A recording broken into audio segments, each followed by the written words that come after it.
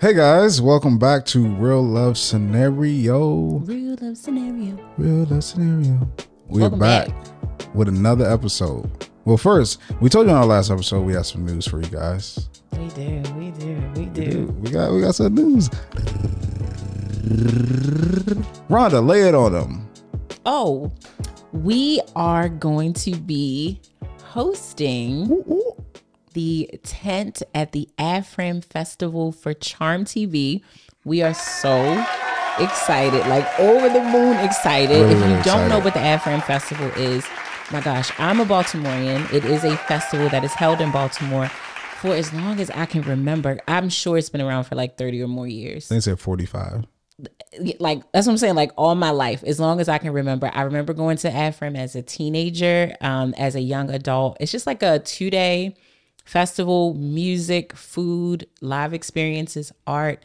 It is just, it's rooted in Black culture, and it's just it's an excellent festival. And Dre and I will be we'll be some correspondents, like in the field, talking to some of your favorite stars. For sure. Talking to some locals and just having a high time. So we're excited about that. Super excited. I'm super excited. Working. And we want to thank you guys because, of course, without this viewership in this show, like, Wouldn't happen. Wouldn't it have been a possibility? No. So, we'll give you more information. Make sure you're following us because we'll be posting information there on where you can watch us live. Like, this will be a live hosting event. So we look forward to connecting with you and all my people. Like show up for me. Show out for me. This guy right here. I'm inviting people to Baltimore that weekend. You saying that like I'm just saying, like, listen, I am very appreciative of the city of Baltimore for allowing me this wonderful opportunity. Mm-hmm. I'm very, very appreciative. Look at that. And honestly, like, I always joke with Rhonda a lot, but always. Honestly, I've had a lot of, like, even the time that Bree and I were on the news, like, that was in Baltimore. Mm-hmm. And should we shout out? Yes, absolutely. Yes. Okay. I didn't know if name dropping was the wrong. I could drop this name. This is my good girlfriend. Shout out to Maya Gilmore. Shout out Maya. Maya has always been somebody. Like I said, my first time on the news was with Maya. Was with on Maya. Fox 45. And then now this opportunity is again with Maya. So shout out to Maya.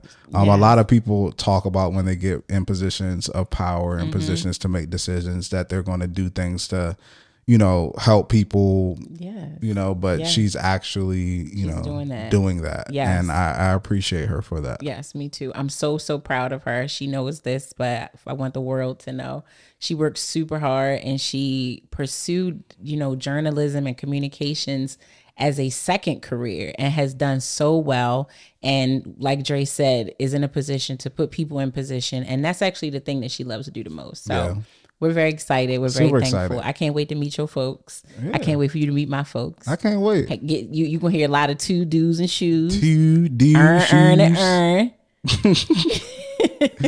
Like I said, I was at the tank fight, so it was a lot. Even his trainer, I forgot his name.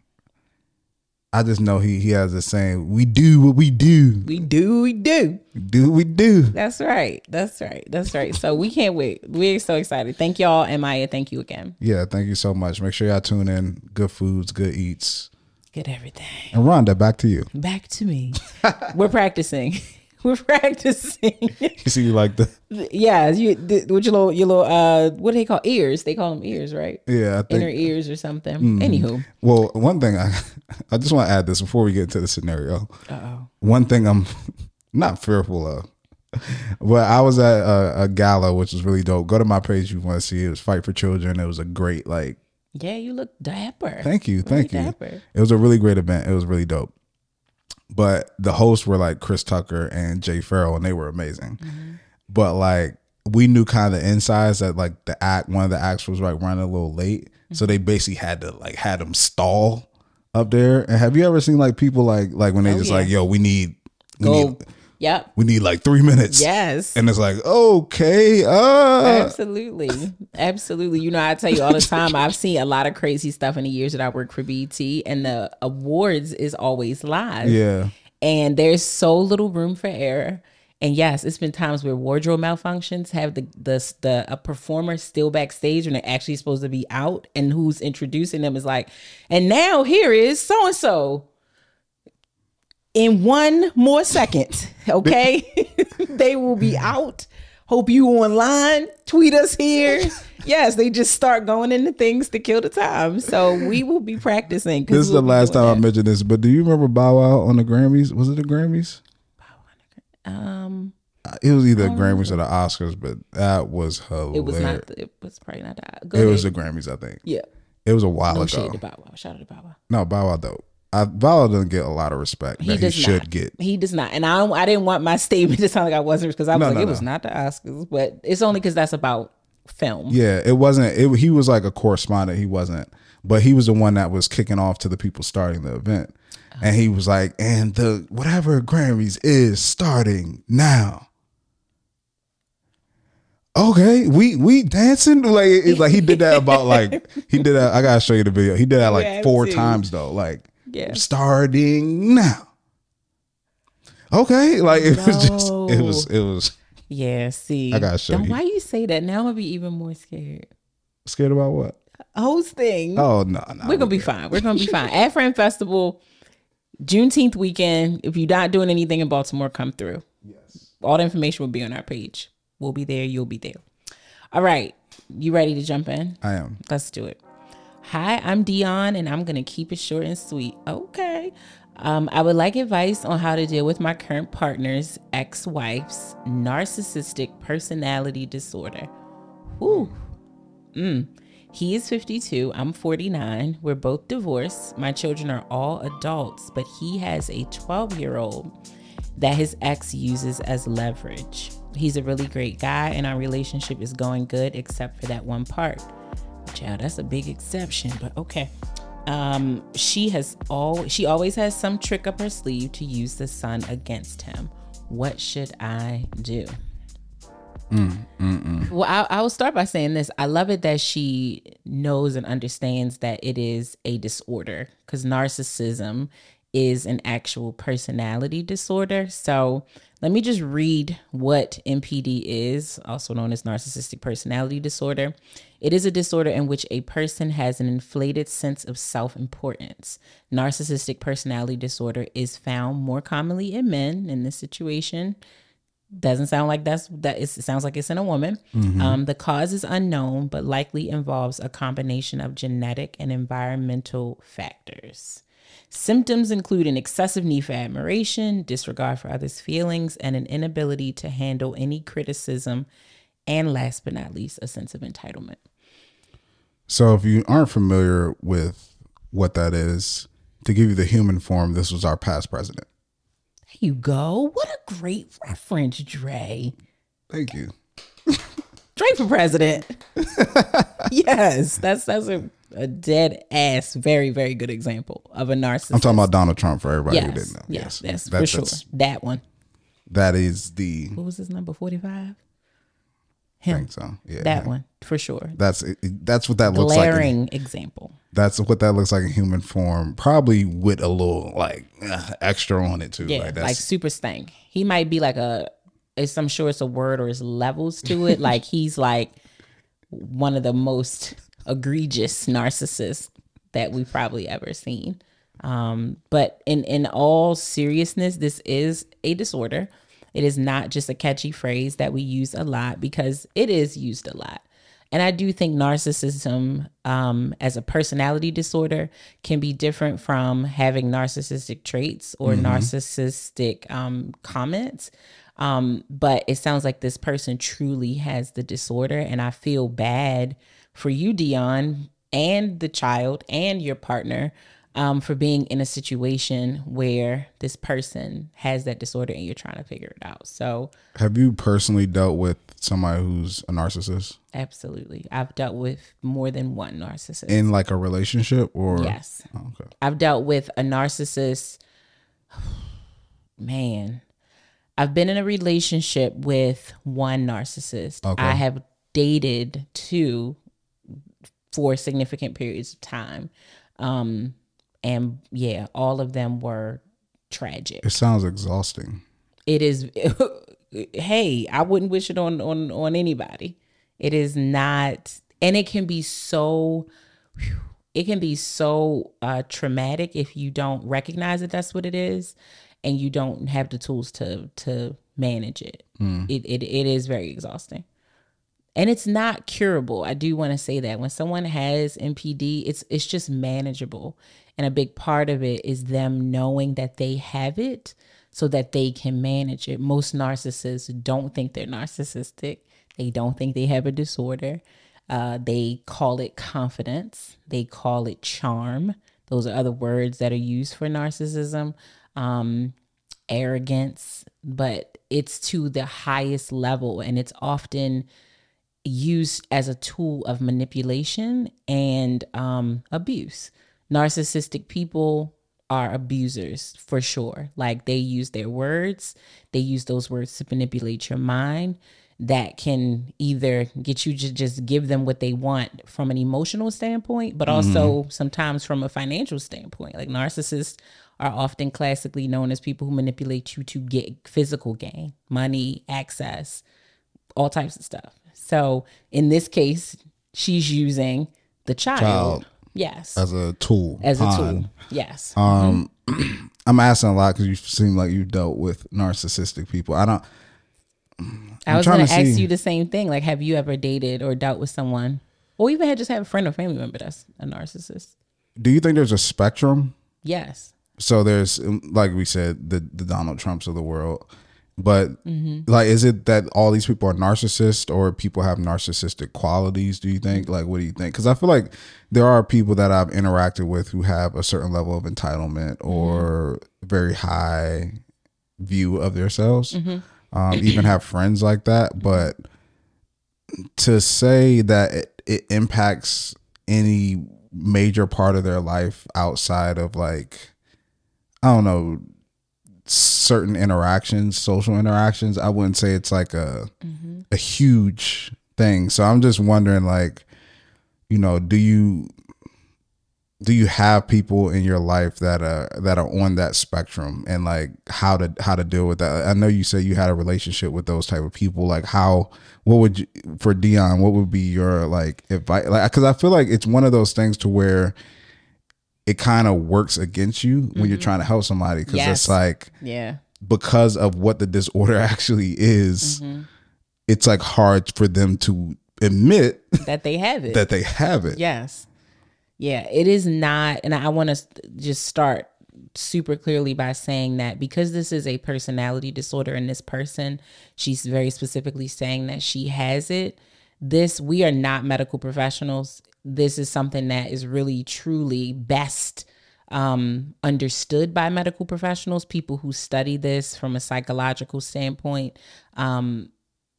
My experience with it is just as a person who's had to deal with it and subsequently had to learn how to deal with it. I had to go to therapy myself to get tools to understand that this is what I was dealing with. So I just wanted to make that super clear. That we're not medical professionals, and the best way to get advice on this is to talk to a medical professional. But from Dionne's standpoint, I would say my biggest piece of advice to her is to be supportive, but also know how to stay out of it, because she's not in a relationship with the person with the narcissistic personality disorder. It is possible that she will be in relationship, because she said this is her partner. It's not necessarily her spouse. Her partner has a child with this person. So he's truly in more of a relationship with her than Dionne is. But because narcissists don't tend to know that that's what they are, I think it's one of the most difficult personality disorders to manage. It's, to me, similar to probably the extremes of schizophrenia, where people who are schizophrenic don't necessarily know, other than if someone told them, like, I'm diagnosing you with schizophrenia. When they're having those outbursts or experiences, they don't know that they're doing that. And so a narcissist could very well just feel like, oh, I'm just being me. This is just like my personality. I'm not doing this to manipulate you. I love you. I'm like, why are you doing this to me? That is probably the one thing that triggers me the most in narcissism is gaslighting. It's a huge characteristic of a narcissist. Gaslighting, if you don't know, is when someone makes you think that what is actually happening, what is the real truth of the matter, is not happening. They're making you think that you're the crazy one. That it's no way that you see the sky is blue, it's green. And it's because they believe so confidently in their control and their manipulation that they should be able to convince you that the sky is actually green. I mean, don't you see that it's green? I will say they are some of the most, when you first meet them and you don't know that they're like narcissistic, probably just like really beautiful, really articulate. In my case, they were all very handsome, highly attractive men who use their words and their beauty, like their aesthetic, as their biggest tools of manipulation. And so when you are weak for those things, you are an easy target for a narcissist. If you are somebody that you don't think you could date this fine ass man, you are the victim that they like the most. They like, oh yeah, she about to what? So it's so many layers to it. So yeah, my biggest piece of advice to Dionne, to answer your question, is figure out how to be supportive to him and encourage him to get professional help for himself, for their child, and ultimately for the family that you three are creating. But the last thing you should be doing is trying to deal with her.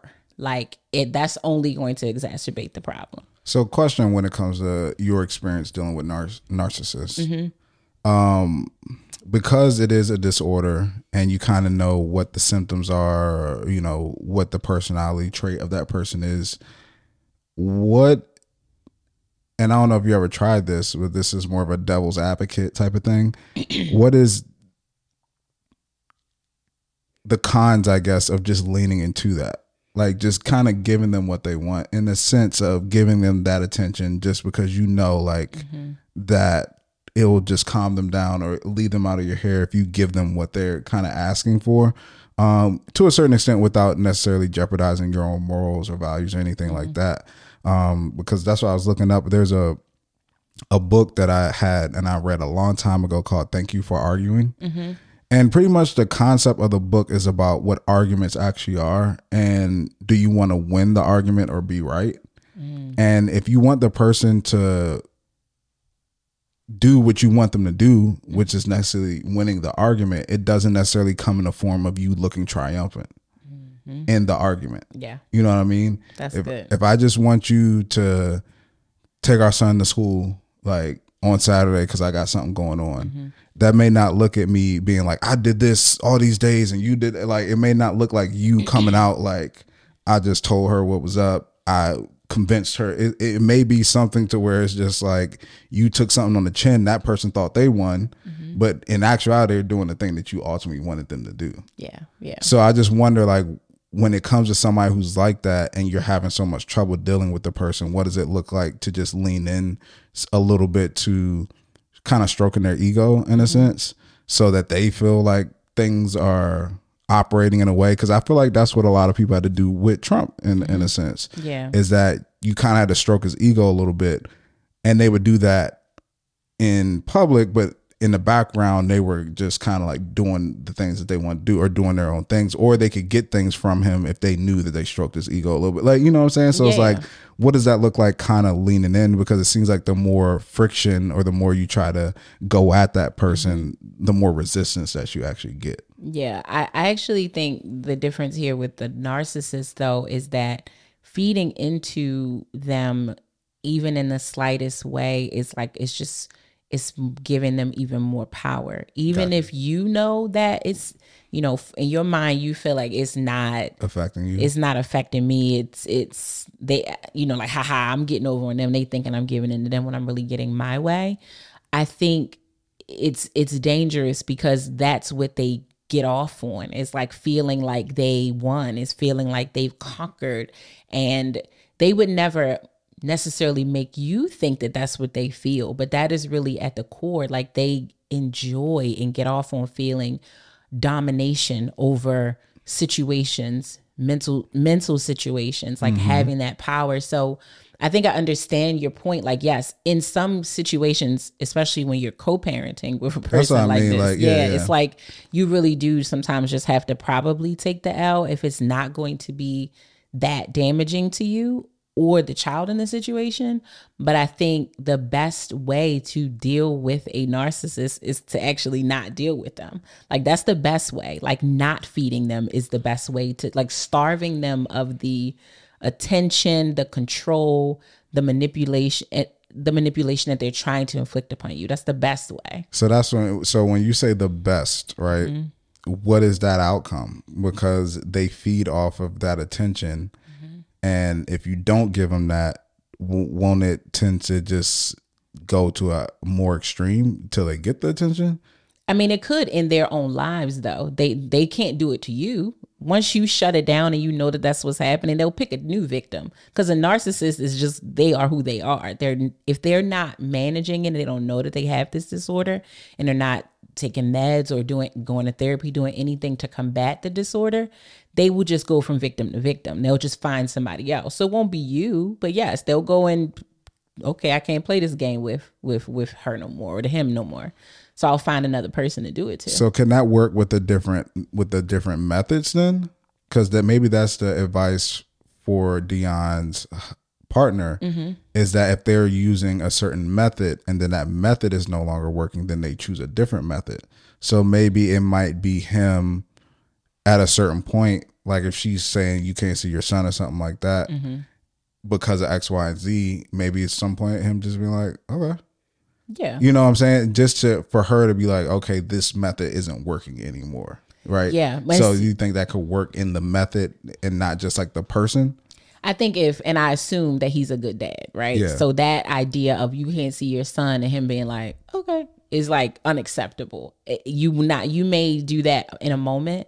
You may have wanted to see your son on Saturday at 2:00 and she was like, oh, you can't see him until Sunday at 2:00.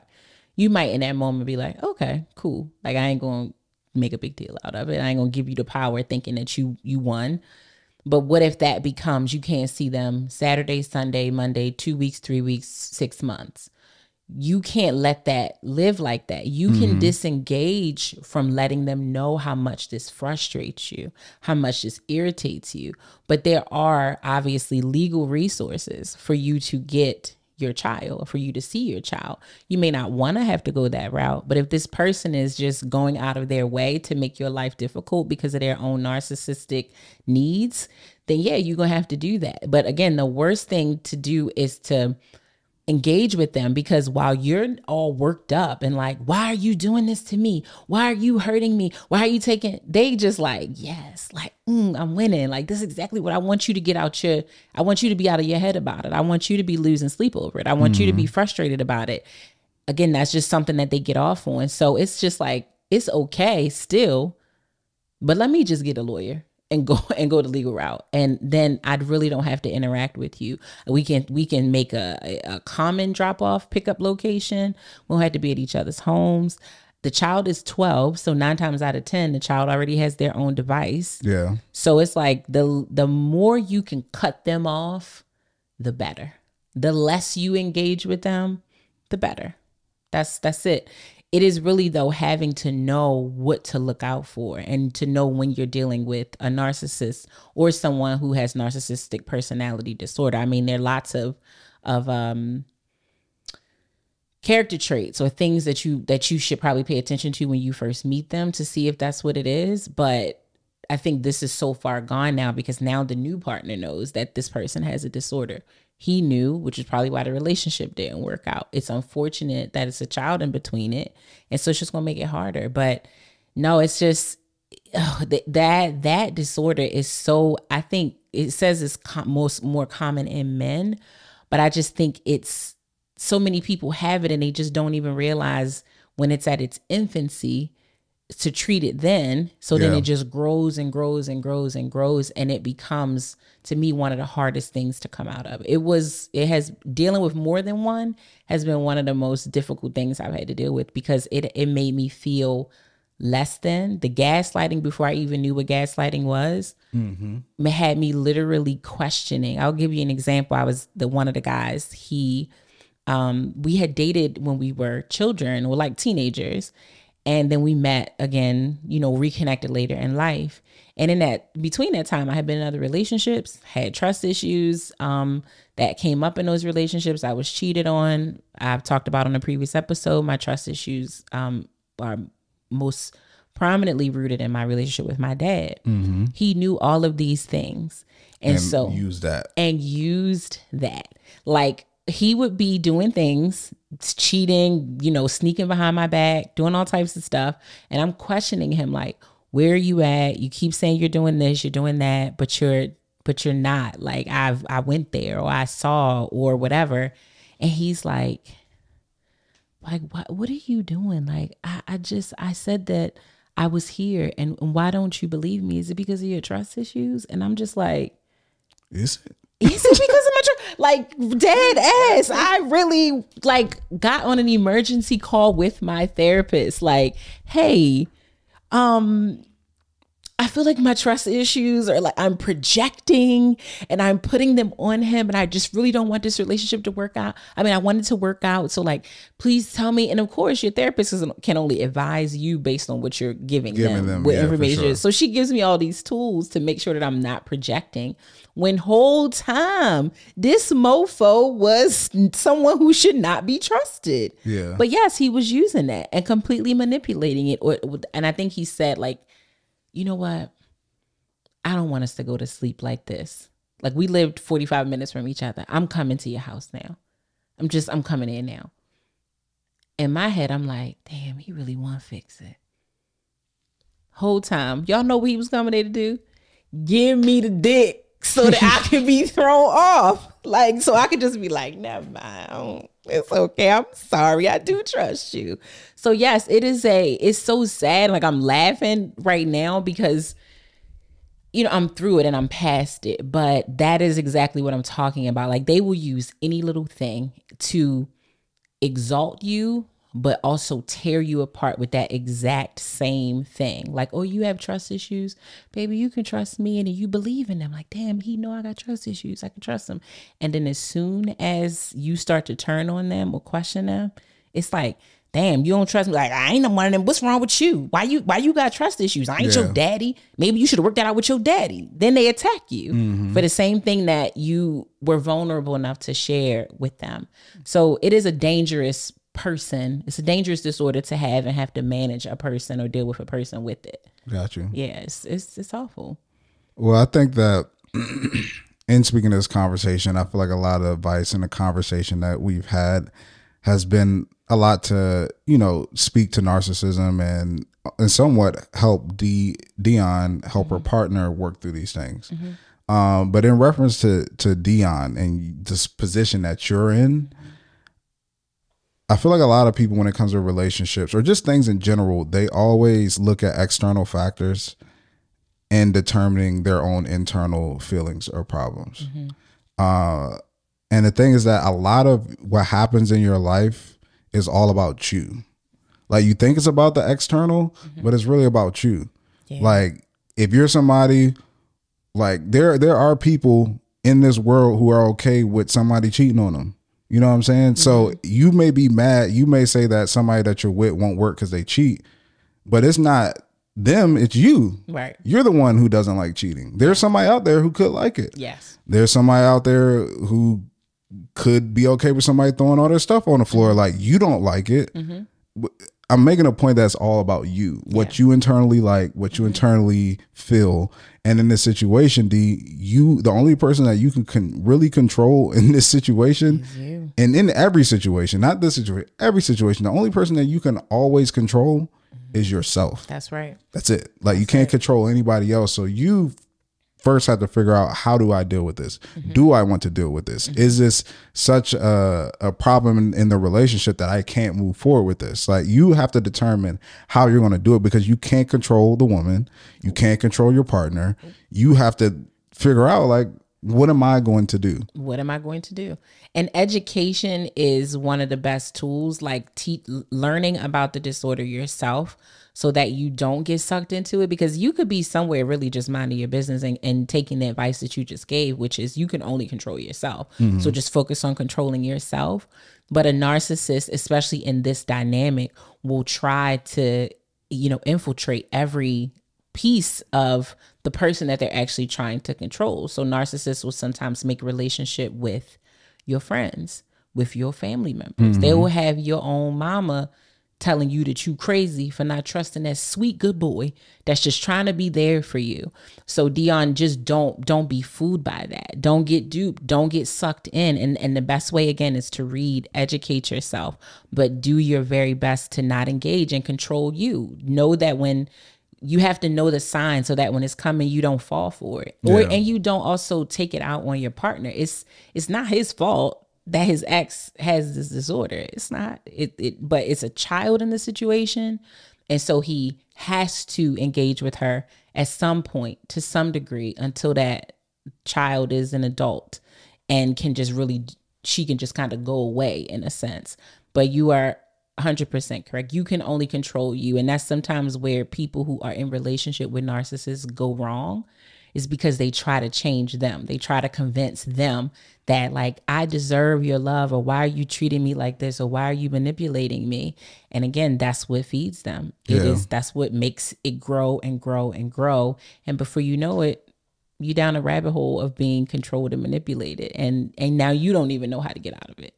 You don't. You've webbed a weave with this person so intricately that you're like, you feel trapped. It's a toxic cycle. And to what you were saying about cheating, like using that as an example, that cheating can work for somebody else. Narcissists love narcissists. They do. I think that's the best, probably, that's the companionship. Toxicity loves toxicity. In a way, it feels like a game, and they both are trying to see who can manipulate the other one more. And so, those two people tend to work out very, very well together. Yeah, but Dionne, girl, you just can't in the situation. You can't control somebody, especially two people removed. Like you can have some influence on a person that you're with at times, but you're talking about not the person that you're with, but their ex. Like trying to change her is just a non-starter. It's just not. She's gonna be who she is, and out of all people who would be able to influence how, if she were to ever change, it's not gonna be you. Yeah. So worrying about her, you just can't worry about her.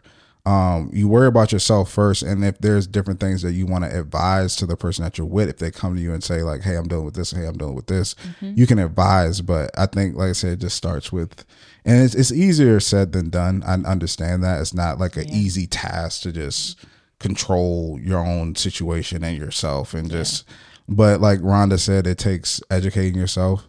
It takes intentionality. So really like trying to be intentional and look at these situations and investigate and, analyze, self-reflect, analyze, like, what could I do? How could I handle these things? What behaviors are happening at this moment that's making me feel like this or making me feel like that?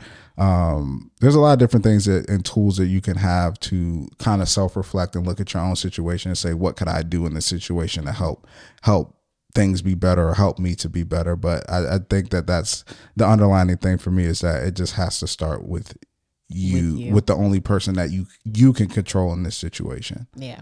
It makes me, I thought of a question to ask you, and Dionne said that she's 49, her partner is 52. And sometimes you hear people say like, I would never date somebody that has kids. Yeah. Because of you don't know the wild card of the other parent. All you're going to know, at least in the very beginning, is whatever that person you're dealing with tells you. Yes. So would you, hypothetically speaking, would you have dated someone with a child?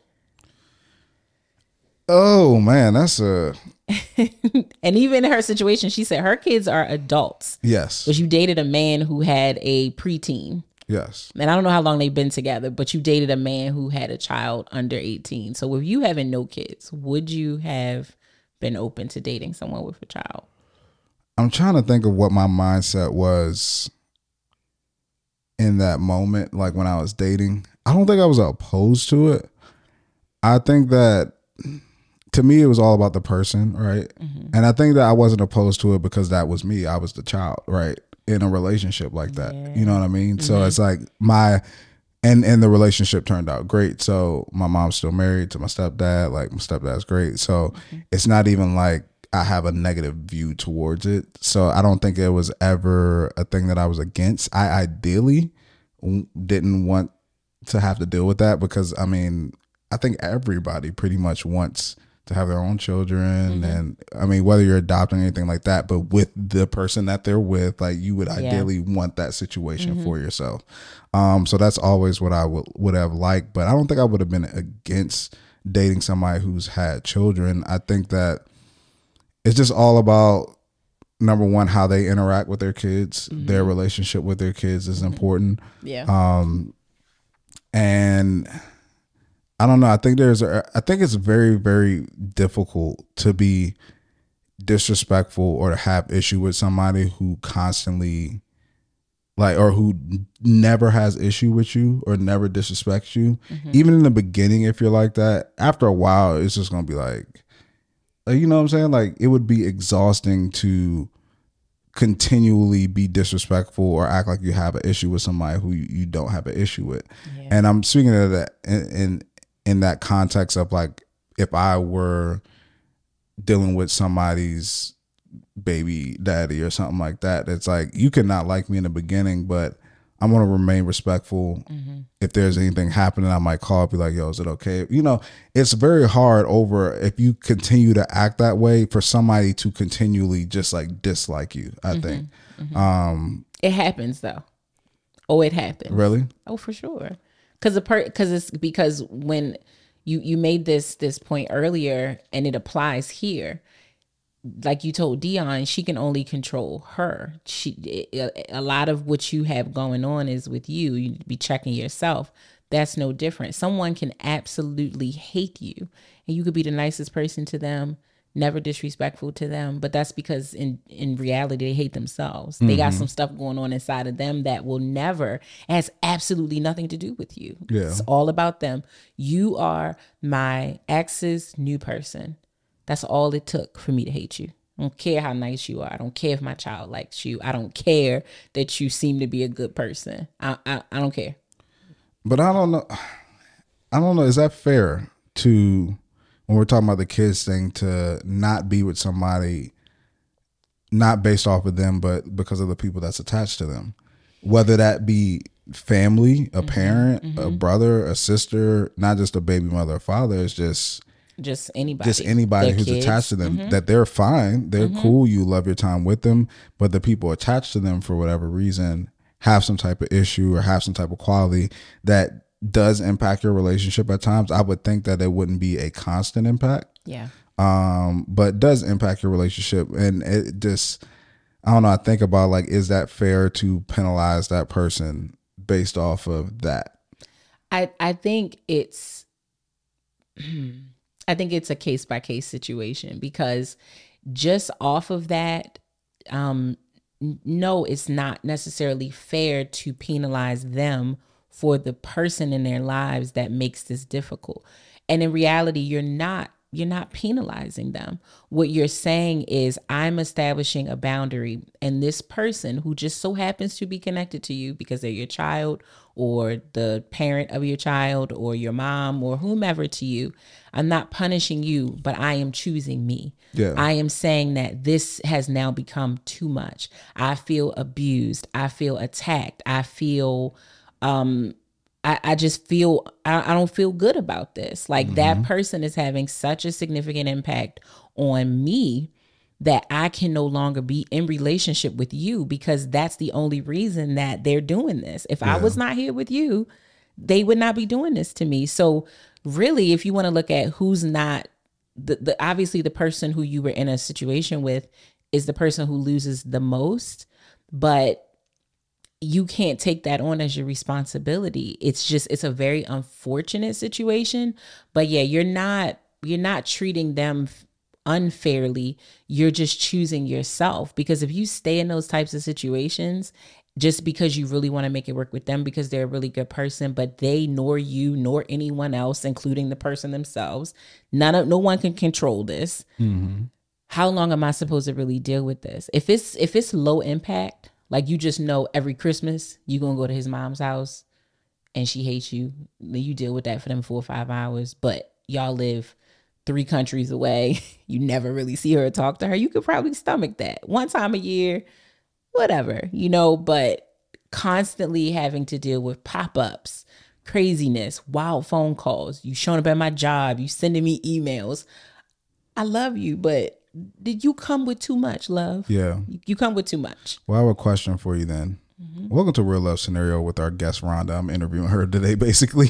Thank you. I'm basically interviewing her, asking a lot of questions, which is just all about gaining perspective, right? For sure. Yeah. But do you feel like it's the person who you are in a relationship responsibility to shield you from those interactions? Oh, I definitely think if they can, especially if I wouldn't know it if any other way. Like if I wouldn't know, let's just give a hypothetical. You have a situation with your child's mom. I'm dating a guy. Mm-hmm. He has a difficult conversation with his child's mother. I wasn't there. I wasn't home. I didn't see it. I didn't hear it. There were no other witnesses who would have told me. Yeah, you probably don't need to tell me every time. I think we said this on a different episode. What you tell people about a person that you're dealing with shapes my perception of that person. Exactly. If I'm not interacting with them one-on-one. So yes, I don't need to know about every single thing, especially if it's not going to impact me. When I say low impact, that's what I'm talking about. That's low impact. She stresses you out, which subsequently probably stresses me out seeing you stressed. But if you can manage it and get through it and I don't need to know about it because you're shielding it to make sure that our situation is good, then that's great. But some people not gonna let it stay there. It's like if I can't get to him, like I said, narcissists, they gonna get to whomever they have to in order to affect whoever they want to. Yeah, because that's what I'm thinking. Like even in this situation, it's like it's Dionne's Mr. Dionne. That's our thing. The men gonna kill you for this. Mr. Dionne. We don't know his name. We don't. Partner. Yo. Mo. Is Mr. Dionne and John. the 12-year-old and Mr. Dionne's ex-wife, right? Mm-hmm. This is really what this whole conversation, like the interaction is with them. Yeah. Dionne, you are just dating your partner, mm-hmm. but that's not your child. Right. You know what I'm saying? So I'm just thinking like, all right, is there times in the relationship? I think that, well, I'll say this, is that to your point, I think that how she feels is probably based off of what he tells her. Yes. Right. So is it his duty or his responsibility to protect her from that so that she doesn't feel the stress on it? Mm-hmm. Like if you and your ex-wife got into an argument, mm-hmm. and you wanted to have your kid this day and she was like, no, you need to do this and do that. And you got to the point to where you picking them up Saturday at 12, even though that's not what you wanted to do. Do you have to tell Dionne every single part of the situation, right? What she did right, what she did wrong? She always doing, or you say like, I'm just going to pick up so-and-so at 12. Baby Dionne. What we calling him? Baby. Mr. Dionne's baby. I'm going to pick up Mr. Dionne's baby on a different day. On a different day. And then that's it. Like you don't say like why or mm-hmm. talk about it all, because mm-hmm. honestly, it's a conversation between you and your ex wife, and not necessarily Dionne has to be involved in that. Mm-hmm. And then if that's the case, then you can say like, hey, I can't make Saturday. Can you pick up my son on this day? And she's like, what happened? I thought we were, and it's like, we just had a mix up and it's all good, but this is the day now. Mm-hmm. Like, you know what I'm saying? It's like, I feel like that if you're in a situation where you know you have somebody that's attached to you that's a little bit troublesome, mm-hmm. that you protect your person from that. Yes. And I don't disagree with you. I think as often as you can, you absolutely should. I think there are people though who would say, I need to be able to be in a relationship where I can share what's on my heart, or I can come to you and tell you what I'm dealing with, or like this is stressing me out. So I think it is a balance. But that brings me to, you know, something that I really want to clarify, because I think sometimes when you hear things romanticized, like I've heard in a proposal before, a man said, like, he was laying out all these reasons why he was in love with this woman and why he was about to ask her hand in marriage. And he was like, you're my peace, you're my rider, you're my lover. And one of the things he said was, you're my therapy. And of course, everybody's like, damn, like, wow, that's like, woo. But the reality is, your partner is not your therapist. Even if your partner is a therapist professionally, your significant other is not your therapist. Understand that therapists go through, therapists, psychiatrists, psychologists, and anyone who works in the field of mental health take courses and advanced education to know what they are doing in order to help people. Your partner has 9 times out of 10 not done that. Mm-hmm. Even if they are a therapist as a professional, they would never take you on as a client. Your spouse would never be your therapist. Yeah. Like medically, they cannot do that. So it is just, you do a disservice sometimes by overly dumping things, not just this, but anything, overly dumping and expecting them to be able to fix, correct, and or even handle all that might be going on in your mind. Get the help that you need from the people that you need it from. You know, your partner, your family members, your friends, anybody that you share your life with, they are supporting characters. They're supporting cast to what you're doing, but they are not the professionals that are set up and designed to help you. If you believe in God or you're a spiritual person, you have some sort of overall faith-based belief system, you know, lean into that. But to always dump and put things on your partner and then not understand when they are looking at you like, I can't handle this, it's crazy. It really, really is. So I think in that situation, and to your point, yes, like not only shield them, but also just know that if it's vexing you, telling them is only going to vex them and potentially add to the perspective that now they're going to hate this person because of what they're doing to you. A therapist has no skin in the game. They are here to give you the tools to work with whoever you're dealing with or whatever situations you're dealing with. So take it to the right party so that it can be managed better. That's all. Like your partners are not your therapists and your psychologists or your psychiatrists. They shouldn't be expected to be. No, I like that point. As we round it out, is that I think about this all the time, and you know, I say this all the time, that a relationship is not two halves coming together, but two wholes growing together. And it's when people come into a relationship with holes looking for somebody else to fill, that I feel like that's when things can get dangerous. And it kind of speaks to what you said, is that if you're looking for somebody to be your peace or to be all these different things, it's at the moment they leave, then what happens? Like, you don't have peace within yourself. You don't have joy within yourself. You don't. So I would, like you said, be leery of that, as well as looking for somebody else to fill those holes for you. I mean, even in my relationship with Bree, it's like there are things that she had to go to a actual therapist to work through. That's right. We've been together for 5 years, and it wasn't until recently to where she worked with a therapist to where something clicked. And it made everything make sense. Yes. And it's like, because you can't rely on me to fill that void for you. You need to fill that within yourself. And I can tell you firsthand from being in a relationship, you can't fill that void for somebody if they don't have inner peace, or they have to go on that journey for themselves and figure those things out for themselves. And like you said, speaking with somebody, it's not even about, because what therapy really is giving you perspective, right? It's changing your perspective on things. Yes. And the thing is that it's not even about what you say. As we all know, how many times have we said something to somebody that we love, and then they hear it from somebody else and they tell you like it's new news, and you like, I've been saying this to you for a year. I've been saying this to you for like 2 years. Like, right. And it's because even when you're that close, sometimes they don't hear you, or they can't receive it because of who you are in their life. Right. They have to hear it from a source that doesn't know them, or has a title, or for them to give it some relevancy or, you know, anything like that. Yeah. So that's a big part. It's not even about what you're saying, is that it's just you who's saying it. Yeah. That could make it not beneficial to somebody, or that they won't receive it from you.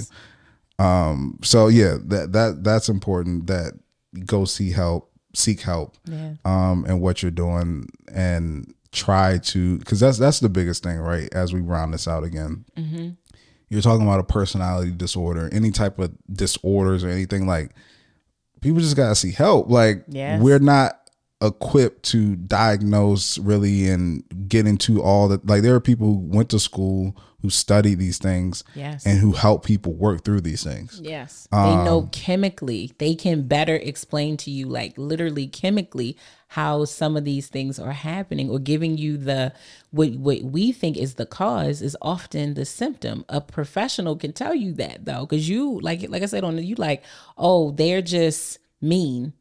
Well, therapy will tell you, you might be right, but they're mean because this, that, and that then shapes a new perspective for you on how to manage this, how to deal with this now mean person that you have in your space. Is you detaching you from having personal association to them being mean. It's saying they may very well be mean, but it's because of blah, blah, blah, blah, and it's not on me.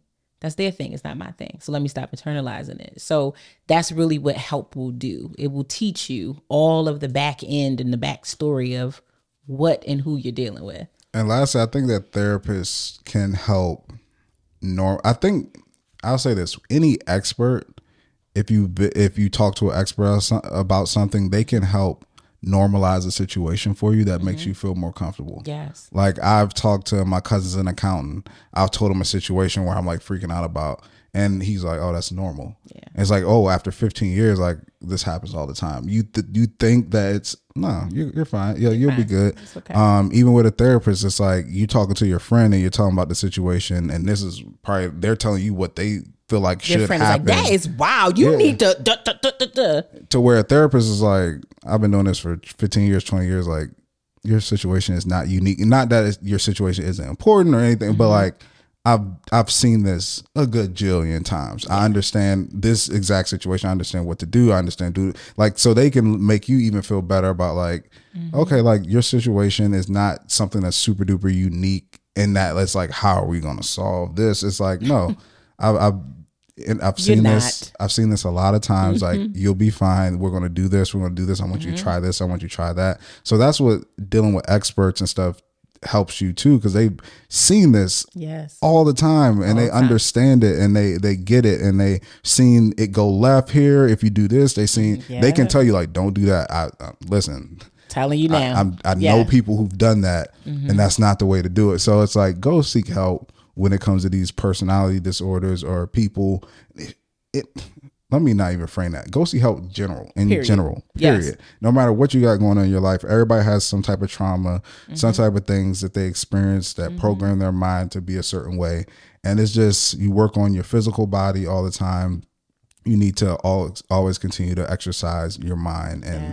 And I feel like working with somebody who's licensed and trained and can help you see things from a different perspective really helps. Yeah, absolutely. Well, Dionne, we're wishing you the absolute best in this, because this is a very serious disorder to deal with and manage through. Wishing you and Mr. Dionne, as Dre affectionately calls him, and the child, of course, just for a great outcome. But definitely, I think our biggest advice is seek help. Seek professional help. Thank you for writing in, Dionne. We really appreciate it. And we want you to write in too. So if you have a real love scenario, a situation, a question, let us know. You can go to our website, www.relationshiprestore.com, hit the contact button and write into us. You can also follow me on Instagram at Ronnie Cakes. And at It's Dre Smith. Yes. And we will see you next week. Peace out, guys.